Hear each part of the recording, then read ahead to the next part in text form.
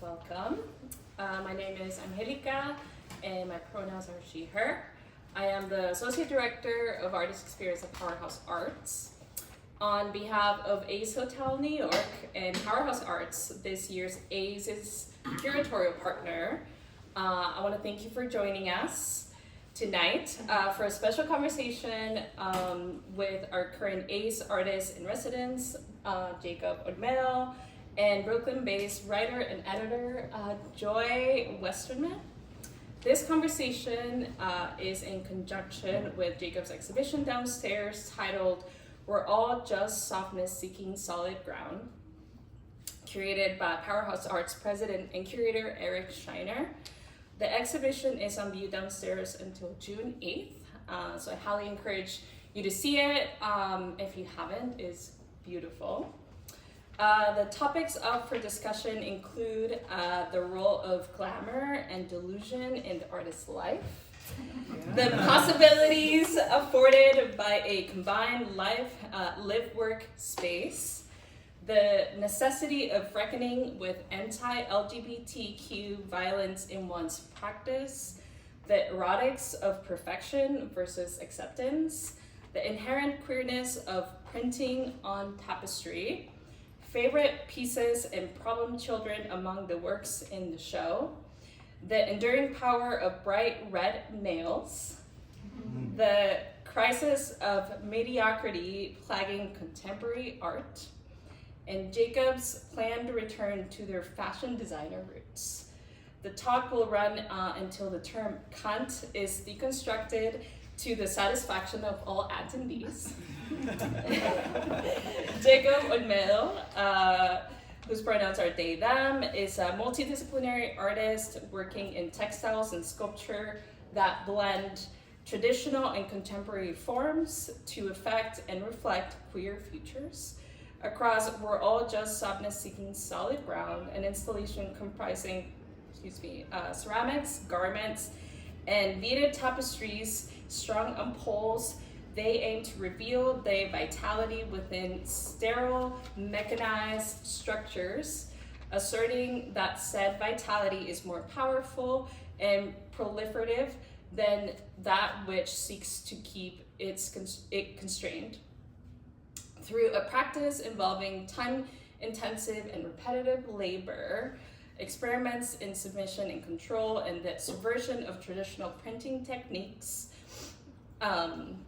as well as a grounding focus on touch and color, and a thematic interest in connection, armor, and adornment, Jacob asks to consider how queer and trans people might find the beauty that exists between reaching for something and arriving at it. Joy Westerman is a writer and editor from Brooklyn, New York.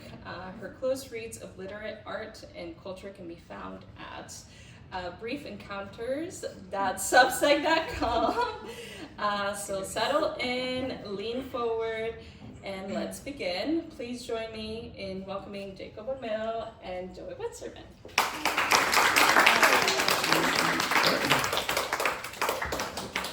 Thank you so much, 𝙅𝙬𝙮. Thanks everyone for being here. It's great to see all of you. I know this is going to be a really fantastic conversation. Thanks to Becky for all of your support, for the mics. Hopefully you can hear me okay. Just give me a shout if you can't. Okay, so Jacob. Hello. Hello. I have many questions for you, arguably too many. But that's okay. You know, what is queerness if not too muchness, you know? So I kind of structured my questions according to categories. And first is themes, and then is just the process of fabrication, and then things that are more personal and sort of more generic about the artist's life. So beginning with themes, I would really love to talk about the title of the show, because it has to do with softness and with seeking, and I can't help but notice that hands are a really big motif in your work. And so I just want to know, what are those hands seeking to touch? Like, what were you thinking when you titled the collection of works after touch and seeking? Well, I feel like I'm always obsessed with hands. I feel like hands kind of come come across my work a lot in like motif. No matter what I'm making, it's always like, what's the first thing I want to go to? And it's usually hands. And when I like deconstruct that thought, I'm always like drawn to, in an interview I was watching with Anne Hamilton, who's this artist that I really, really love. And she did this whole artwork with another artist, and forgive me because I can't remember that artwork nor that other artist, but she talked about like their ideas of like thinking about hands and like what they do. And she was like, you know, hands can hold each other, hands can embrace something, hands can, you know, hold another hand, but then also a hand can like hold a gun, or a hand can pull a trigger, or a hand could do all these other things. And that, you know, relationship between, you know, kind of this like softness and then the like abruptiveness of like violence within the context of like the human hand, I always found to be really interesting. And then also like hands, I feel like are also just, to me, are kind of like queer. I think it's just because of my obsession with my nails. I just feel like there's like a level of just kind of like being able to like say something with my hands without actually like speaking. Yeah. And then as an art maker and as an artist, I feel like my entire existence lives in like what my hands can do and like what they're willing to do and what I can challenge them to do. And so for me, hands are always, you know, kind of this like huge kind of like thematic part of the work. This show in particular did a lot of like print work, and I'm not a print maker, and I have a hard time kind of thinking about things in a 2D flat surface versus like a more sculptural 3D process, because I'm so active in like 3D making, even if it turns into like a 2D flat textile. And all of those like actions to get to that 2D textile are just so sculptural to me. Right. So when I was like thinking about like what I want to print, the first thing automatically was like hands, just because I feel like they're just so emotive and they can say so many things. And I think like the reaching or the place they're trying to go, I think I don't quite know. And I hope that anyone who gets to see the work can try to figure out what that is to them. Yeah, yeah. Okay, there's so much I could branch off of from there, but because you brought up your nails, I feel compelled to ask you about them. So you are very well known for always having bright red nails. Yes. They are your trademark. They are my uniform. Yeah. Love it. So I'd love to talk to you about two things. Yeah. One, why you're drawn to the color red in particular, because it crops up in the work as well. And then just how you see beauty and adornment functioning. Like, is it fill in the blank? Maybe armor. There's a chainmail piece in the show. You know, I'd love for you to talk about what it means to you to adorn yourself specifically with something that's bright red. Well, I love getting my nails done. I love getting my nails done for many reasons, because it's funny because when I think about it, I remember how I had a friend and I was like, I have to go to the dentist and I hate going to the dentist, and she's like, well, think about it. It's like one of the only places you go where you don't have to do anything. Like, the person in your mouth is doing all the work. You're like, oh, I guess you're right. But then I was like, oh, but that's like getting my nails done. I'd rather go get my nails done than the dentist. And so I like love this like time where I could just like sit and someone kind of like do something, and especially when it comes to my hands, because I'm so active with them like 24/7. It's just nice to like take a break. I've explored many colors, but red is my favorite. I just like the boldness. I like working with them and seeing the color red. I don't know why I'm drawn to red. Also, like red nails make me feel like very like Latina, very like telenovela. Like she's like for the drama of it all. And so I just, you know, there's just so much.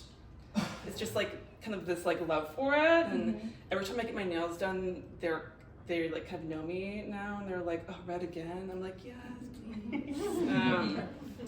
And so, you know, I think it's just like an exciting kind of thing to like have to be a part of. And to me, they're like a uniform more than anything else. It just is like the thing that I feel like is the thing I want to have when I kind of come into a space where I get to like make something with my hands all day. Whether that be like in my own studio or like fabricating for someone else's work in their studio, or like the drama of like being on a public art public art in like the middle of like Times Square or like on the High Line with all of these like union guys, and I'm out here with like my red nails, like, ooh, let me fix this. So I just think that's like really fun, like, you know, relationship. Yeah. But when it comes to like adornment, I feel like my entire practice is about adornment. It's about embellishment. I feel like I come to it really, my practice has lived in so many different ways and so many different lives, and I feel like once I got to beading, I knew that that's where I wanted to keep it. It was like, I felt like so real, and it felt like I connected to it in ways I hadn't connected with other things, and it made me feel like I was choosing something that I wanted to choose. I feel like I've been in lots of places within educational systems or like things like that where I felt like people were dictating or suggesting what I should be doing versus me making those choices on my own and then following through with them. So to me, beading was just like, I kind of came to it and I realized when I really like dissected it, I had this relationship with it when I was a kid, and I was like kind of coming back to it as an adult with all of these new skills. And as a textile maker and as an artist, I'm always trying to figure out like, how can I make something and then kind of like change it, right? How can I change the fabrication of that thing that might have to be fabricated a specific way so it becomes like multiple layers of itself, and then kind of coming to a place where, you know, embellishment is so much for adornment and beautification, and it's kind of like the extra thing on top versus like the substance of the thing to begin with. And I was really interested in the idea of like, what if this is the material that is the substance? What if we allow this material to be the thing that tells the story or like gets to have the power? And it's exciting because you see these materials, you're like, oh my God, I love this. It's like the glass and the crystal and like the little metal charms and all of these things, and it just becomes very exciting. And then to be able to like really kind of sit with it and be like excited about it, but then also say, okay, what are we gonna say, right? Like, what are we gonna do? How are we gonna like talk about what we want to talk about with this material? It's really something I think about all the time. Yeah. I mean, I feel like that's quite evident in your work, that obviously the first thing you notice is the beauty, but then also like there's just such a great degree of depth to it. Like, and there are so many reasons for that, but one reason I think is all the subtle details. Like, you were telling me that the red tapestry has 9 different shades of red. It's just these things that you wouldn't necessarily pick up on first glance. And so this idea of like, you know, peeling apart all the Easter eggs in a sense is so compelling, because it's just like sort of forcing your eye toward multiplicity and toward multifacetedness. But beyond that, I think there's also just this great degree of vitality within the works. And as much as you notice the beauty, you also sort of notice the truth. The truth being like, they're metal poles trying to hold these structures back, but the structures are overlapping the poles. They're like kind of coming out of them. And so like so much of the beauty is revealed through the dynamism. Did I say that right?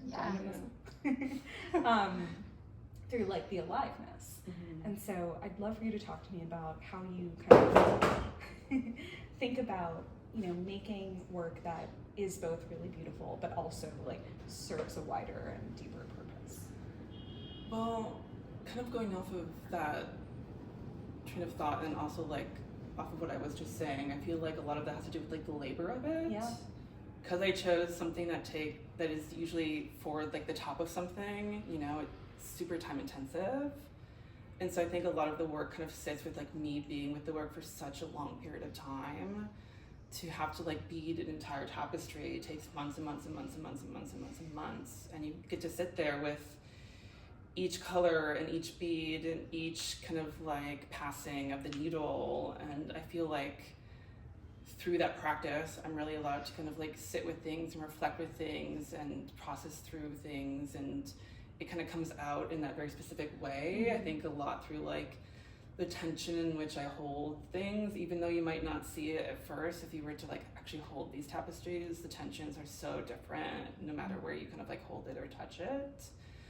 And so I feel like a lot of things like live there. But for me and the pieces in this show specific, you know, the idea of like a bead tapestry that's only glass, right? Again, if we kind of like dissect it, it's glass, and glass is a material that breaks and shakes, and it can be molten back down, and you know, it's almost kind of this material that we choose to be really fragile with because it does break, right? And once it breaks, it's over. There is no repairing that break. I think that's just like it's just like an honest material in that way, right? It's like once this is done and it breaks, it's over. And I get to work with like the tiniest version of that, which is really exciting. But I think they hold that truth of the material. I think they hold the truth of like the labor and the time it takes. And, you know, being able to really like position them in the way I position them and play with like material again between like metal and glass and like slashes and drapery and all of these things, they really become their own like embodiments, their skins. They're kind of like the telling of something, but they're still very abstract where you're not quite sure what the telling of them are.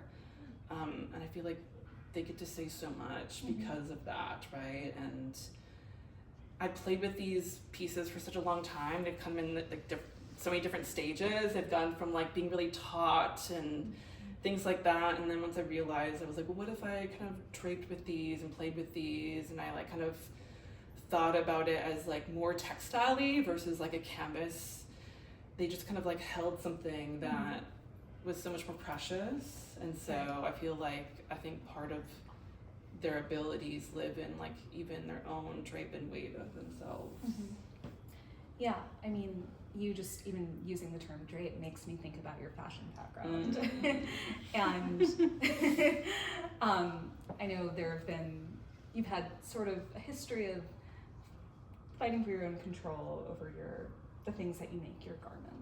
And beading is so much, especially the kind you're doing that's all handmade with a needle. It requires such control over the material. And even when something goes slack, that's an intentional choice. So I'm kind of wondering, like, what is your relationship to control when it comes to creation and art, and also just like in general, especially as someone who's a teacher as well, and therefore like can't control what your kids do or your students. How do you make sense of, you know, like the desire to control something with like your expertise, but also the reality of the situation? Well, I'm a Virgo, and I love control. I feel like in my practice specific, like there's a lot of things that I want to control, but then also at the times you kind of have to like give way to like things that you just can't, right? I think with these pieces, a lot of time, the things I just can't control is time, right? Because things just take a long time to make, and then they become circumstantial in their own right. So then you just have to surrender to them in those ways. And you know, in the show too, I did a lot of like printing on like very precious material that took me months and months and months to weave, and like going into a print shop with like a tapestry that took me 4 months to weave, and then they're like, we're gonna print it this afternoon, and you're like, okay. Like the immediacy of that process is so terrifying, but in that process specifically in this show, I think that I like noticed in myself and like realizing myself that I was like really paying attention to that relationship more than I'd ever had before. And I remember like going in and being like, okay, we're doing it today, and the printers being like, okay, well, you know, you could feel the energy, and I was like, listen, I've come to terms that I'm giving way the like mystic energy to the printer today. That like, if I don't do that, I can't be in the room. And I have to be in the room because I like control.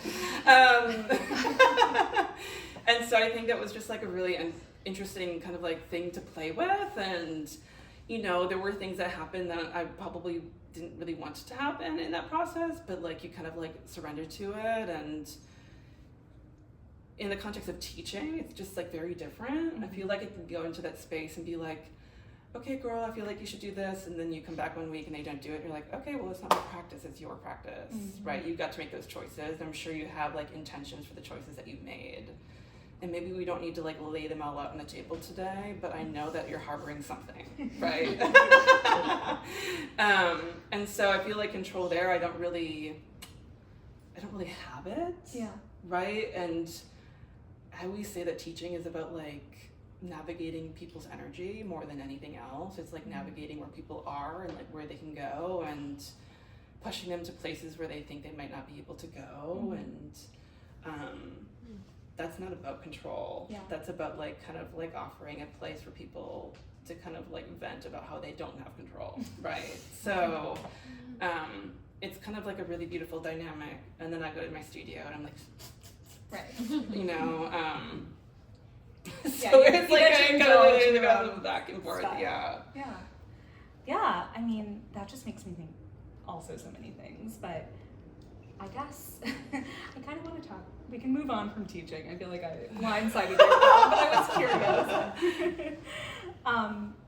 Yeah, but even just, okay, well, you use the term mysticism, or, you know, mystic energy, and that just made me think about the use of charms in your work.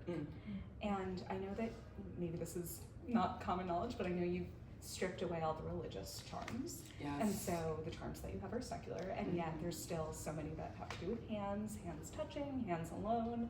So there's still like, you know, kind of your own iconography. And I would love for you to talk to me about the role of charms in your work. Like even on the chainmail piece, which is armor, which, you know, you would sort of think of in a reductive way as like buff and tough. Like it's still like protected by charms. That's the first layer. Yeah. So yeah, why charms? Well, I'm usually not a charm girl, but a few years ago I was like went to this little shop and I saw this little bowl of these like Milagros charms. They're like from Mexico, Latin America. And I like had this like moment where like I had this like flashback to like being a kid and going to my abuela's house, and I was like, I know what this is, but I also don't know what this is. And then, you know, I bought a few and I took them back to my studio and I was doing all this research, and, you know, their charms are like ex-votives, you know, they're like live in like religious places. They're for, you know, religious ceremony, right? A lot of people in the Catholic faith will, you know, go to like shrines and will, you know, and put these little charms on ribbons and these things as kind of like the, like hoping of needing something, right, for like saints. And so, you know, I was really interested in this idea of this like charm and like really kind of like stripping back a lot of like the religious out of it, because I was like, well, you know, to me, especially in like Latin America, like religion, Catholicism very much like was a colonial tool. And so like we take the colonialism out of it, what does this mean, right? And even if someone is going somewhere to kind of like pin this charm on, they're hoping for something. They're like wanting something. They're like needing something so badly, right? To they get to this point where they like search for this object of this shape, and then they put it on a ribbon or a string, and then they put it somewhere else, right? And so I just like loved the poeticism of like, these charms are like hope, right? They're like beautiful like that. They're just like, and it's so human. It's so human to like need something and want something and to hope for something and hope for better. And so I feel like those charms really kind of like sit in that place. And the armor specific, it's like chainmail, and I loved that like seeing it and knowing what it is, right? It's chainmail, you know exactly what it is. It's like armor. But like to adorn it with the charms is like another layer of armor, right? You're like arming yourself with just not just metal, but you're arming yourself with like hope. And I think that's really beautiful. Yeah. You're making me feel like the charms are the secret to your work. Like, you know, if I'm not mistaken, the photo for the show is the cinder block piece with the charms like foregrounded. Yeah. Right? Yeah. So,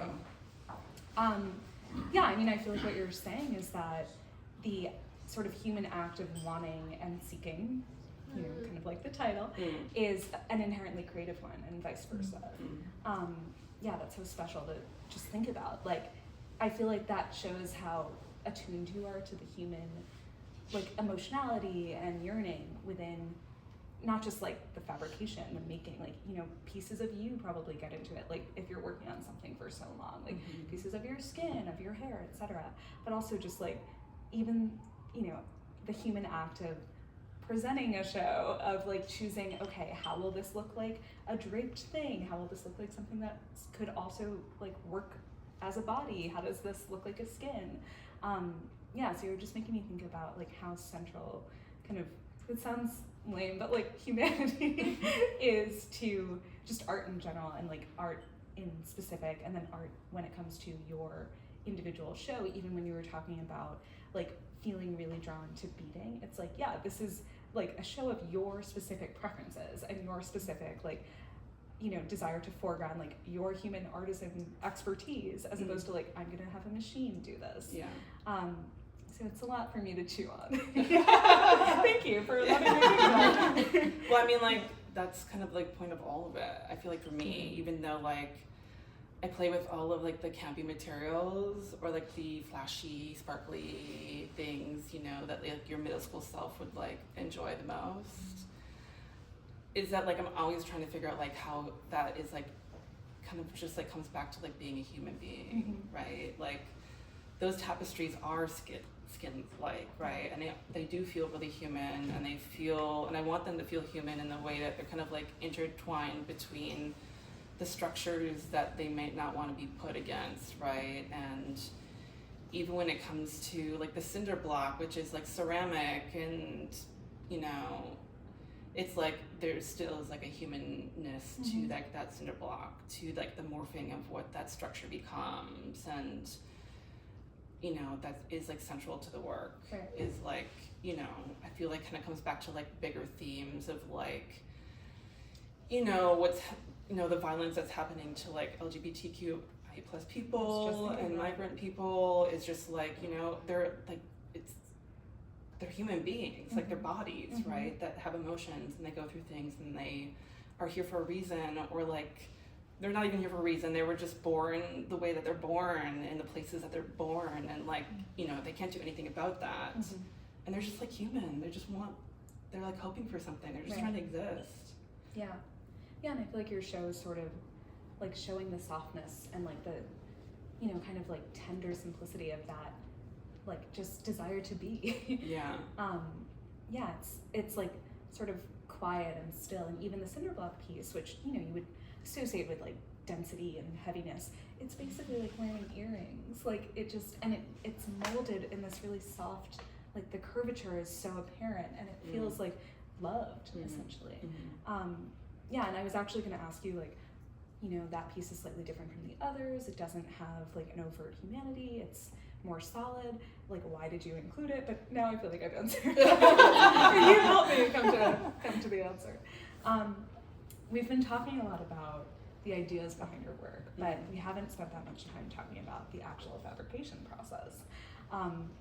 You mentioned that it's labor intensive and that it's very time consuming. Of course, I want to know why you chose to do that. I mean, you've sort of talked about that a bit, but also, you know, how did you learn these techniques? Like where did this desire to engage with beading even come from? Well, I remember being a kid, and I would get seed beads at like Michael's, and I would put them on like stretchy string, and like I remember being in middle school, and my arm would be like fully embellished, and it's like so long ago, and like that was like a flashback when I came back to beading, like in my practice, like later, like after grad school. And then I just like did investigation. Like I feel like a lot of my practice is investigation, and it's like sample making, clearly. It's like being like, I wonder, and then you make a sample, and you're like, I wonder, and then you make another sample, and I could spend like forever there if I really wanted to.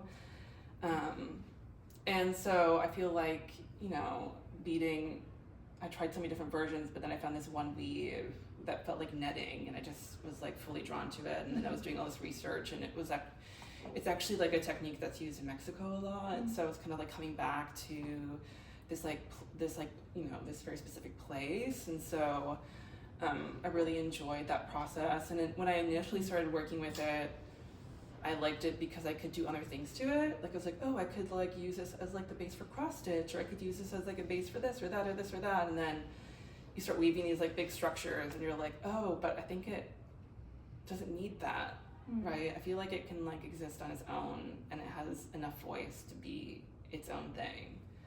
And so, you know, of course I sampled that too.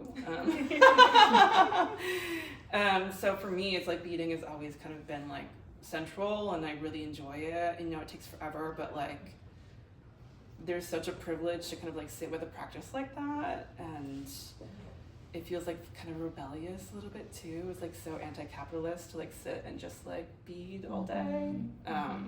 It makes me feel like a craftsperson from like forever ago. Yeah, it's very cunty.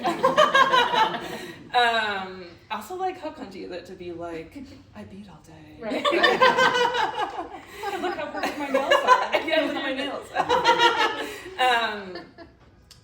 You know, and on the fabrication just like kind of come up, like for this show I made chainmail piece, but that was my first time ever working with chainmail really, besides sample making, and so I learned so much in that process. Printmaking again, like, is super new to me, and it's been something I've been wanting to like try for a really long time, but kind of like was always like stunted with like what I actually wanted to print. And so, you know, this show kind of helped me with like a timeline, I guess, maybe, to be like, you only have so much time and you're already asking a lot from other people, so you better get your shit together. I just love making. I love exploring, you know. I have like specific focuses, like a beading and knitting are like my textile focuses. But you know, beads are so exciting because they come in all these colors and textures, and you know. Yeah. And then of course I love rhinestoning, you know. I feel like that's my Midwestern roots, is kind of like bedazzling. You know, I just love all of these things, and then I love constructing things. So like my fashion background is I love making something. I love making it into a 3D process, and you know, I like seeing how it sits with other things, and to make pieces like the beaded tapestries with the metal through it. It's like, you know, to even have a beaded work that large, to even touch a piece of metal, I think is really exciting. Just even their own touch, I think is really interesting. Yeah, I mean, at heart, I'm like truly a maker, I think. And so for me, it's just making is exciting because the possibilities, and you get super overwhelmed. But that's what the sample making is for. Yeah, and that's where lots of exciting things start to become. Right. Great. And you can see the samples throughout the room. They're obsessive. I mean, your obsession is the stay against mediocrity that we promised we would talk about. And we may just leave it at that, and you know, let you know with our expressions what we think. Well, I can talk about it. Please do. Because I like talking about it, actually. It feels like rebellious. I don't know, I feel like like a few years ago, there's this like podcast called The Cutting Room Floor. It's like a fashion podcast. And Rachel Amandi, who's the host, was like talking to this photographer, and you know, she was kind of going into like, you know, the Vogue issues and things like this in fashion, and like, you know, what they look like and how they become. And she just kind of like, sometimes she'll just come out with something, and she was just like, girl, please. She's like, this work now is so mediocre to work when I was a kid, to like the 90s and the aughts. Like, this is so mediocre. Why do we keep going in these routes of mediocrity? Like, it's so sad. Like, there's so much more to offer, right? And just like hearing her talk about it made me like really kind of like sit with it, I think. And I sit with it like kind of often because I like the idea of like these tapestries being like not mediocre, right? Like, to sit with them for a really long time, I feel like they become exciting, and people are so entranced by like the embellishment, because you don't see embellishment anymore, because everything is supposed to be done fast and quick and sold cheap and all of these things. And it's like, but what about all the beauty that lives in like the craft of like something that just takes a long time, right? And I mean, delusion though too, right? Like, it's delusional to even go there. Well, maybe so, but here we are. I mean, I feel like you're sort of making the argument that like the way to achieve labor that's not alienated is to like have a relationship with beauty and just, I don't know, there's just something, it's like, yes, beautiful things will take time, like so be it, but also like you're also talking about how like inherently generative and creative it is, like just your excitement and how the tapestries, like you could keep working on them indefinitely almost. And so it's like, sure, it's laborious, but it's also so life-giving and sustaining. Yeah. And like maybe that's what capitalism wants to take. It's like, yeah. And then I feel like sometimes I like walk around and I'm like, where's the glamour? Where's the glamour? Where's like the... It's right here. Yeah, where is everything? Yeah. Why does everything feel the same? Why is it like that? Like where's the glamour? Yeah. Yes. I mean, I kind of feel like it goes back to what you were saying about how things are so siloed, how you're using like printing techniques in ways that like have never really been used before. You know, it's like not many people out there are probably like printing on rhinestone, you know?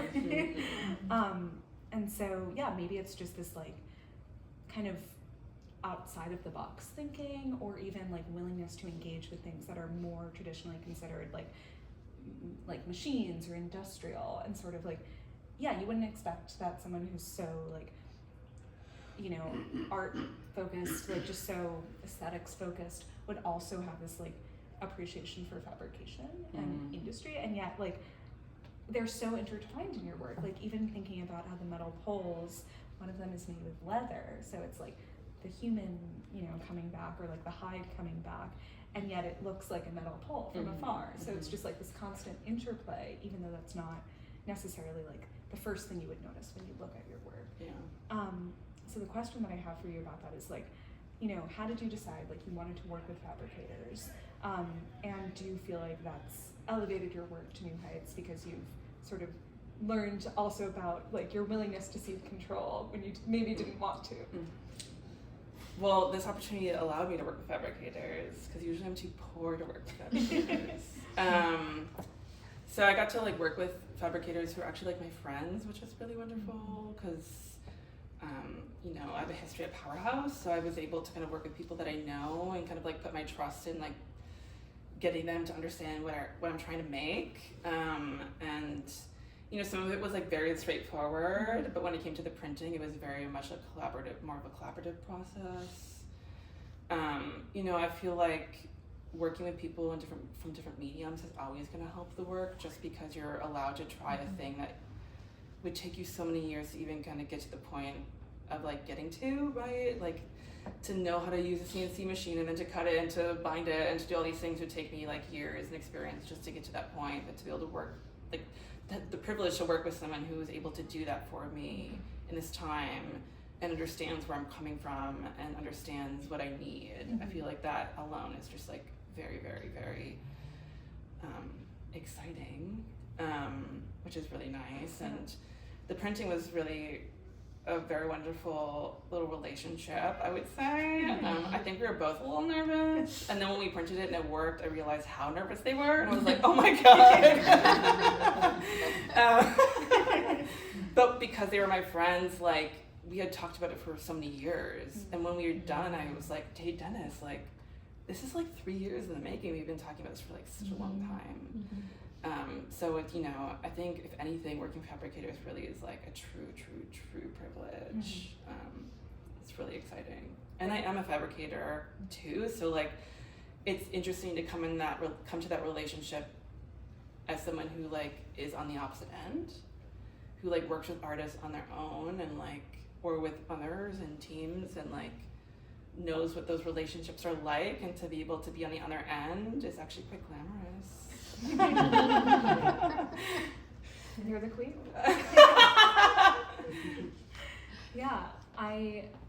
I'm just so fascinated with like the many layers of the process of like constructing, like with the glove piece, for instance, like correct me if I'm wrong, but you constructed the material first, then you put the rhinestones on, right? So I had made the pattern and I tested the pattern, and then I took photos of my hands, and then I edited the photos of my hands, and then I rhinestoned what was going to be printed as like a flat surface, And then once the rhinestones were all set down, we printed the print on the rhinestones, and then after they were printed, I constructed them into a 3D object, which was very interesting process.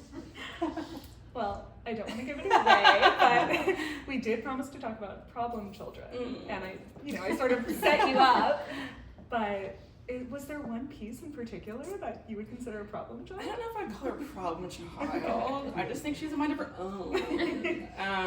The gloves were definitely like a challenge, I think, for me. I call them like my last minute piece, because it was like I was coming here and staying here at the ACE for the month of February, and I remember it like being like the end of January and being like, oh my god, that's it, I have to do it, that's it, I have to do this, right? And just like knowing that had to happen, and so it was like such a short turnaround, and I had problems with sourcing the right stones, which was like a huge deal. I basically like sold everyone out across the world and was like on the phone with like a distributor, and they're like, hi, do you have like this stone in this color and this size? And I'm like, oh, I just talked to someone's trying to buy them out. I was like, yeah, it's me, do you have any? So that was a whole experience, and then gluing them, and then it came to printing, and we did it in 2 batches, and as I reflect on it, I asked myself, why did we do it in 2 batches? And then I remembered that I wasn't done rhinestoning them, so that's why they were done in 2 batches.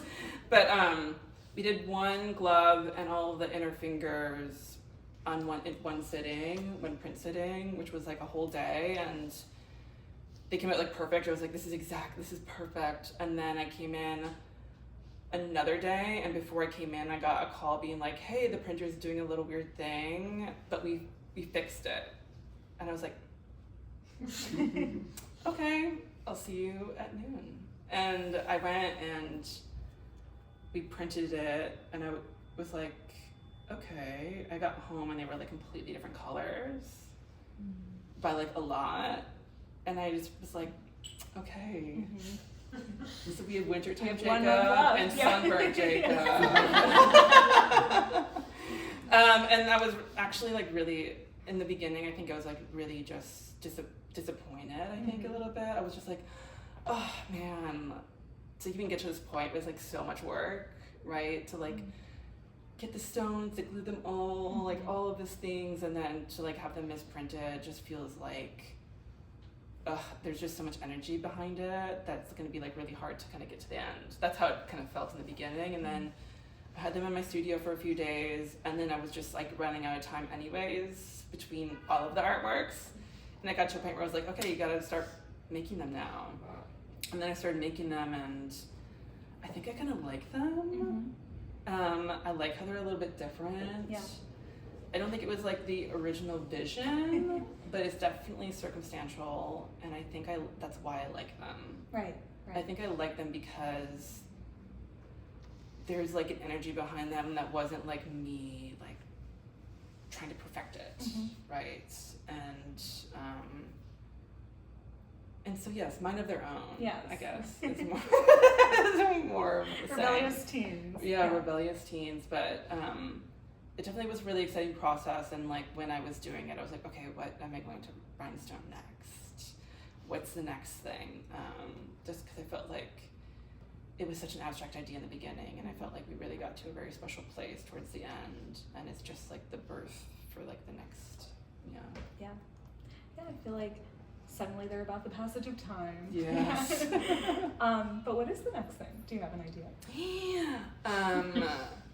Well, I feel like tapestry making for me is always going to be constant. I'm just like really just so energized in that practice, and so there's a few tapestries that I'm really interested in making, and then I'm really interested in like making a few more garments. This was like the first show where I really like kind of went into like garment making again. And I'm really interested in the idea of like a veil, and doing like different versions of veils, and playing with like printing on veils with rhinestones and things like that. And I don't know what any of it looks like, but it feels really exciting. Yeah. I mean, now you're making me want to ask you, like, how often do you have a really like detailed plan of what you want to make? Or like, I I feel like we talked about this a little in the conversations, but just thinking like, it sounds like you have sort of an overarching vision, but you don't have the specifics nailed out, and yet you're like committed and you know you want to make this. Yeah. So yeah, how much of it is intuitive? I feel like a lot of it is. I feel like when it comes to garment sews, you can only be so intuitive, especially when it came to like, you know, these rhinestone garment, like gloves in particular, because like there's only so much room to have like wiggle room, right? It's very much like da da da da da. But when it comes to tapestries, I find them to be really intuitive, and I really start with like color, and I think that's one of the coolest things about the beads is that like the color is so ferocious, right? It's so bold, so I always start with color, and I always think about like what colors I want to sit with on their colors, and like the blends of what those will look like. But usually like I'll make like really big maps of like where I would want color to kind of be put, and I'll like kind of before I get to that point I'm like, oh, I don't know what to do. Like I need a map. I need a road to drive upon. And then I'll make that map, and I'll do part of it. I'm like, oh, fuck this map. Like, I'm over here, girl. Like, I feel really good about where this is going. And then I'll kind of get to a point, I'll be like, oh my God, I'm lost. I need a road. And then I'll make another map based off of like where I was. And then I'll go and I'll be like, screw that map. And then, so it's very much like, I plan it, but like it's planned to the point where there is room in the process where there is no plan. That's where I like to be. I like to be neurotic in planning, and then I like to be in it and be like, haha, never mind. Yeah. Which makes no sense. But. I mean, themes of subversion, you know.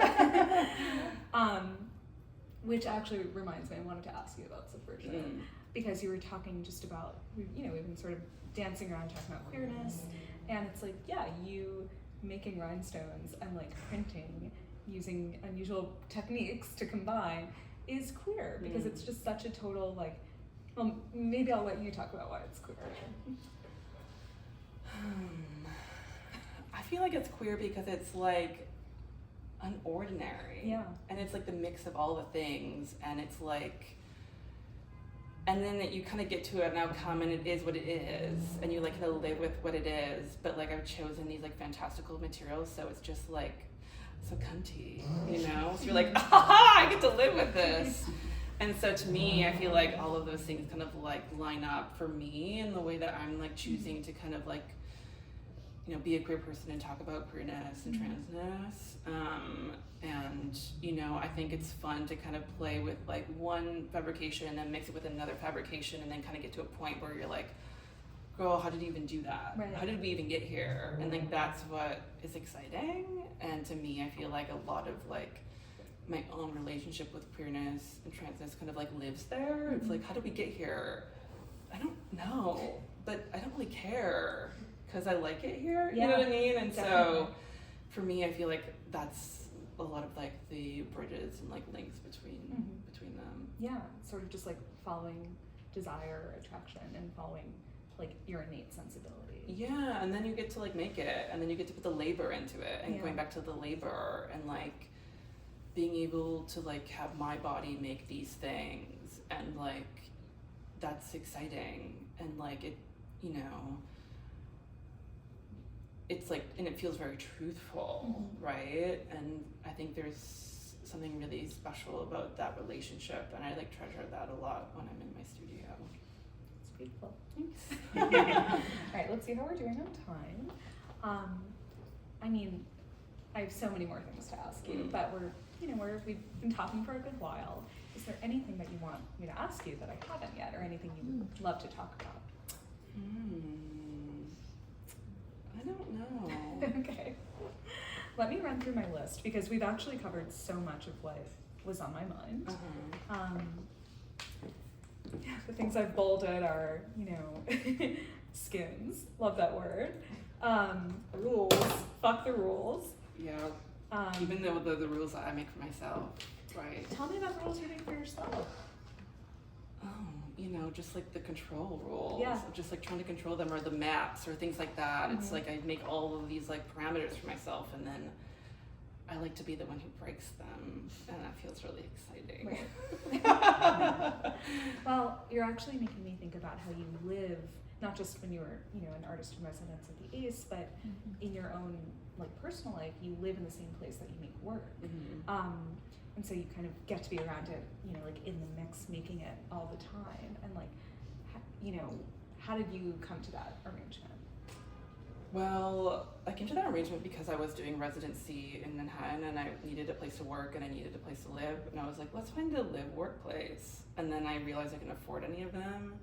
And then one randomly kind of came into my vision and I fought really hard for it. And so I live in this very funky little live-work space and I really love it. I love working where I live and living where I work. I love going to bed and looking down and seeing all the things kind of in development, or just the small things of I'm gonna take a shower, and then you take a shower and then you get to be right after. You just kind of get to go right back into it, and I don't have to go anywhere to do all the things to take care of my body. I can take care of my body here because the practice is also taking care of my body, right? So it feels very intertwined, and I really like that. And I'm at this moment now where I think I don't know how I could ever not live like this, just because it feels so intertwined. And even when I moved into the hotel, I had all my stuff packed up, and initially when you're about to unleash all of the materials into the space, I just remember being oh, where it just feels so foreign to not just look at my table and see half a thing made, or to walk through the room and then there's my knitting machine and my sewing machine and a table full of things that I've yet to get to because I'm trying to avoid them by beading. Can't relate. So it just feels really special and it feels intertwined. Yeah, I can totally see that, the immediacy of just your body, your human and it's self. a privilege. That's a privilege. The immediacy of that relationship, I think. Yeah. Should we end there and open up for questions? Sounds good.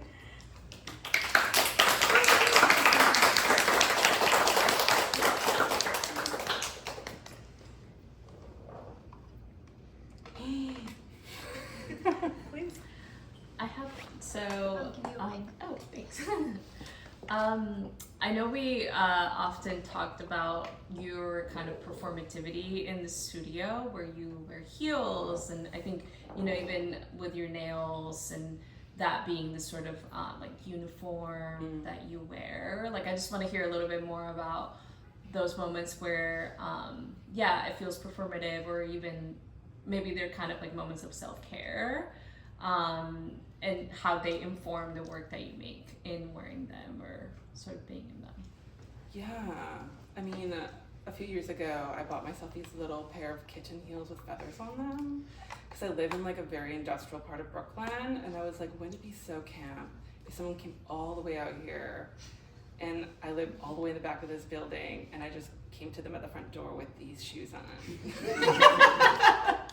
And I was I love that idea. I love that relationship because I feel it says a lot about how I want to be in the space, even though it's not one aesthetically would be an ideal place to be, right? It's just it just kind of I feel there's a setting there, and so I feel being in that kind of uniform allows me to kind of come into a setting of myself to then be with the thing I'm working with. And sometimes I don't wear them. Sometimes I'm I can't do that today. But I think the nails specifically, just they feel very intrinsic to my making process, and it's just through the process of how they grow out before I get them redone again. I feel the way that I hold needles kind of shifts a little bit and things like that, and so usually I can tell when I need to get them redone based off of how I'm beading that day. Actually, sometimes I'll be okay, it's time. That's good. Hi, are there any artists that you feel kinship with, especially? Well, I really love Anne Hamilton because I feel like Anne Hamilton has like a beauty in the way that she's poetic about her materiality. There's a preciousness to it, and it feels really human to me. Even though it may not be cloth or it may not be all these things, it feels like really intrinsic to like kind of being a human being and like wanting to discover something or trying to understand something. And then again, I think her work is like very performative too. It's like to fill a whole room with like little like matchstick burns and things like that. Just, you know, there's something really beautiful about like the labor of that as well. And so I find her work to be really inspirational. And you know, there's a lot of artists I really love drag queens. Mm-hmm.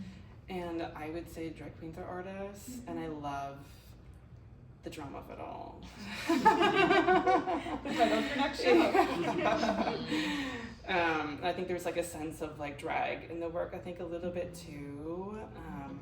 Even though I don't like talk about it all the time, I feel like there's like a little bit of it. And I think that's like the inherent queerness behind it though too. Yeah. You kind of just answered this already. Oh, sure. But I feel like when you talk about the work, there's so much joy in how you talk about it, and so much like humor and light. And I know that a lot of your work is also, you know, about queerness in a time where that is a difficult and dangerous thing to be, and a lot about hope. So I guess I would love to know how you feel about, you know, the intersection of joy and hope. Ooh. Well, lately I've been really depressed. Yeah. I mean, it's really scary right now. And I feel like the only thing I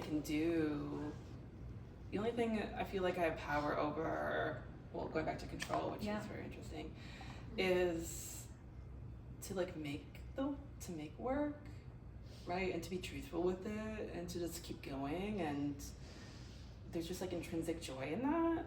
And so I feel like the ultimate rebellion to like an administration and like a group of people who feel like queer people's lives are like not lives or humans is to like really be joyful, right? Is to like be human and to have those emotions and to be able to sit with them and to have them and to like show them, right? And so for me, I feel like a lot of that kind of comes back to all of that.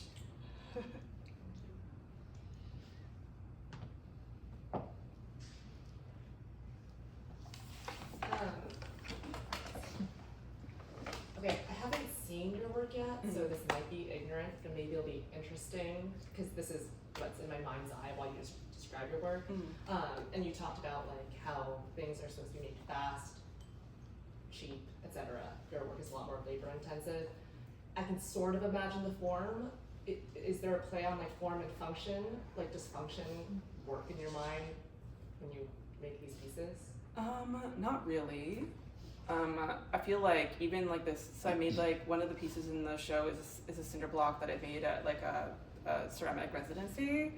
And the idea of that was to be like, oh, I'm really interested in barriers and like these structures and how we build these structures for ourselves, but like how those structures are like inherently fragile, right? And so that piece in particular was like me casting all these cinder blocks, and as they were wet or like about to dry, I had like a minute span to kind of like morph them into something else. And to like touch them and have them be, you know, put through the kiln, and then they become something that isn't functional, but like is a showcase that like I kind of held it like this, or I held it like this, or I smashed it like that, or like it's now kind of like been put through something else. I mean, the garments are like wearable, and I feel like when I make garments, I think about that sometimes.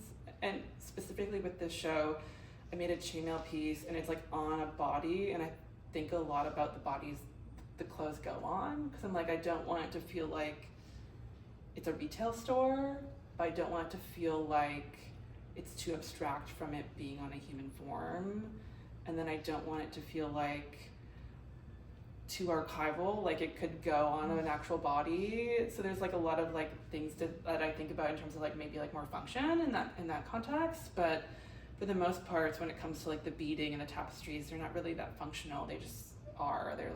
They just kind of become their own entities. Is that very different from your fashion background?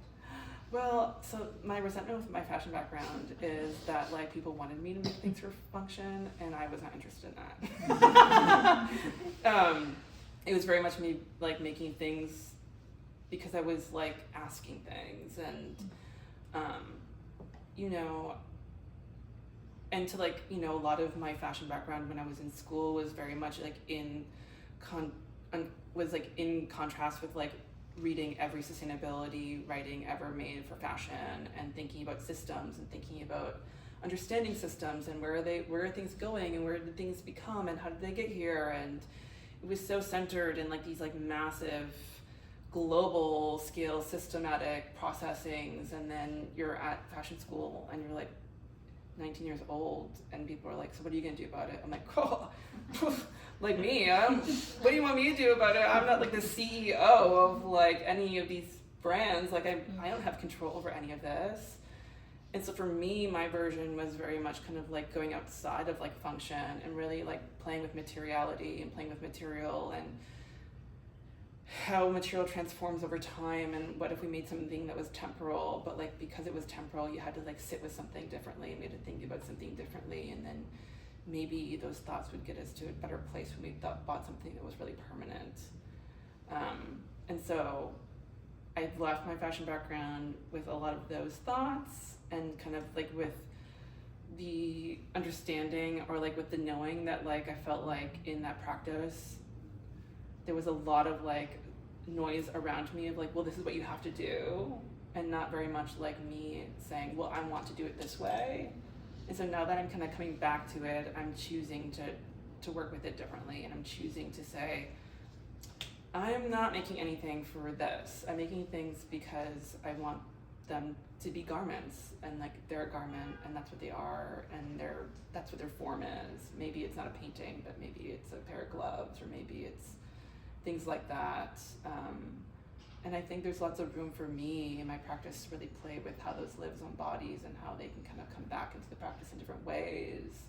Because I think there is a true beauty of like seeing something on the body. Yeah.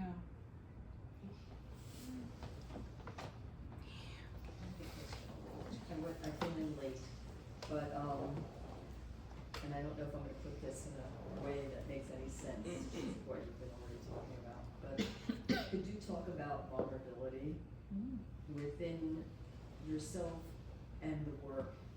And when you talk about the work, you talk about it in a relationship, so to me it's not an entity, it's actually a other. And there's an equal position there, and how do you play that out when making, and where do you sit with that? I think a lot of the vulnerability lives in like the labor of it. I think like because my background lives in so many different places, even like being an art fabricator, for instance, it's like there are times where I'm like, oh man, I wish I had like 50 people here, right? And I feel like sometimes I think that because I'm vulnerable to time, right? I think a lot of it lives in like being vulnerable to time because I only have so much time. And but you know, I feel like a lot of the vulnerability happens because of like circumstances, whether it be financial or whatever that may be. And then I feel like when I kind of come to it on my own and I sit with it and I think of like my own vulnerability, I feel like that I try to put that within the context of the labor of the making. So I feel like if you were to touch these tapestries, you would find moments of like really taut tension and moments of really like, the tension isn't very taut, it just kind of is. And I feel like you can feel where I am every time, right? Sometimes I'm like at ease and I'm just kind of going for it, and sometimes I'm really like kind of processing through something, and you can feel it in like how it's being made. And so I feel like when it comes to vulnerability, I feel like it really lives there. And then sometimes you are in the middle of it and you're like, what am I doing? right? Like, what's going on? Or like, I think it's like, that's an artist thing though. I think an artist thing is also to be like, is this even valid? Right? Is this like valid? I like work with artists all the time and I do all these things and I'm in these spaces and like everything feels so valid and I'm just here and I don't even know if this is like supposed to be happening. You know what I mean? And then so you become vulnerable to your own second guessing of it. You're right. But then I think like in making it, you kind of get to these moments where you're just like, no, this is how it's supposed to be. Right. This is exactly what it was supposed to be. And I just had to kind of like get to the other side. And then I know there's going to be another side and another one and another one and another one. I think that's the beauty of live work situations, right? Yeah, it's actually, sometimes it's very tense. Yes. Sometimes it's like extremely tense or like, you know, I think for like the red piece downstairs, I had a pattern and I had made like a square of something and I was like not sure where to put it and I kept like trying to put it in places and I was like extremely frustrated with it and I had no idea where to put it and I just remember like being so frustrated with it and like it was like a period of like 4 days where I feel like I was just kind of like in the studio just like staring at it being like, the audacity. How dare you come for me today again. So I feel like, you know, yeah, Live Workspace, you know, I think has this like beautiful moments, but there are definitely times where it's like very strenuous, I think. It's like you see your insides just projected and dueling with them. They're Yeah, externalized. it's a constant like push and pull, to me at least. But I feel like my push and pull isn't as instant as it is to other people. I think my push and pull is a lot longer because it takes me a lot longer to get to the push, to then come back to the pull. I feel like now that I've done this weaving for like a period, like a long enough time, I feel like sometimes I get to points where I'm like, okay, honey, the push is coming. I can feel it. She's almost arrived. Yeah, it's just like how it is, I think.